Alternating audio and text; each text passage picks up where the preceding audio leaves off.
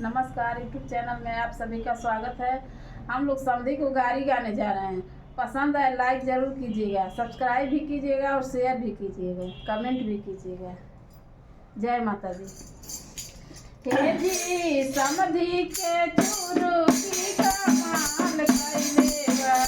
हे जी समधी के चूरू की कमाल कइले बा। हे जी समधी के चूरू की कमाल कइले बा। हे जी समधी के चूरू की कमाल कइले बा। हमरे मंडप में झाड़ू के काम कइले बा। हमरे मंडप में झाड़ू के काम कइले बा। हमरे मंडप में झाड़ू के काम कइले बा। हमरे मंडप में झाड़ू के काम कइले बा। हे जी समधी के चूरू की कमाल कइले बा। हे जी समधी के चूरू की कमाल कइले बा। हे जी समधी के चूरू की कमाल कइले बा। हे जी समधी के चूरू की कमाल कइले बा। त हमरे मंडप में झाड़ू के काम कइले बा। हमरे मंडप में झाड़ू के काम कइले बा। त हमरे मंडप में झाड़ू के काम कइले बा।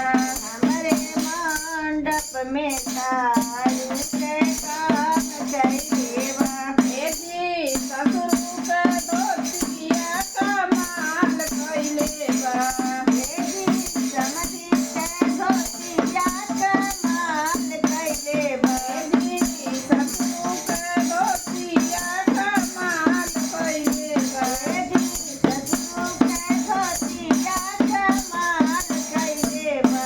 त हमरे मंडप में दौरी के काम कइले बा। हमरे मंडप में दौरी के काम कइले बा। हमरे मंडप में दौरी के काम कइले बा।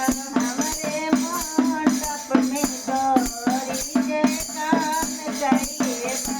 हे जी अगुआ के बेटवा कमाल कइले बा। हे जी अगुआ के बेटवा कमाल कइले बा। हे जी अगुआ के बेटवा कमाल कइले बा। हे जी अगुआ के बेटवा कमाल कइले बा। त हमरे मंडप में ढोलक के काम कइले बा। हमरे मंडप में ढोलक के काम कइले बा। हमरे मंडप में ढोलक के काम कइले बा। हमरे मंडप में ढोलक के काम कइले बा। हे जी समधी के मोतिया कमाल कइले बा। हे जी समधी के मोतिया कमाल कइले बा। हे जी समधी के मोतिया कमाल कइले बा। हे जी समधी के मोतिया कमाल कइले बा। त हमरे मंडप में झाड़ू के काम कइले बा। हमरे मंडप में झाड़ू के काम कइले त बा। हमरे मंडप में झाड़ू के काम कइले बा। हमरे मंडप में झाड़ू के काम कइले बा। समधी के दोतिया कमाल कइले बा। समधी के धोतिया कमाल कइले बा। हमरे मंडप में दौरी के काम कइले बा। हमरे मंडप